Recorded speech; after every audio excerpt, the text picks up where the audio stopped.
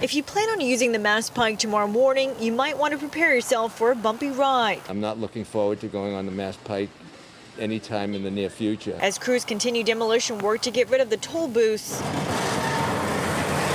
transportation officials are warning drivers to expect delays on Monday, asking people to use alternative modes of transportation. I think it's going to be chaos. Drivers are also being asked to try to go to work earlier or later if you can. There's going to be a lot of activity, all kinds of blue lights and yellow lights, but also the unfamiliarity with that lane assignment, which is why it's so important to stay in that lane, to obey that speed limit, and do not stop at that toll booth. Since the all-electronic tolling system went into effect on Friday night, officials say there have been nearly 1.5 million transactions as of 8 o'clock this morning.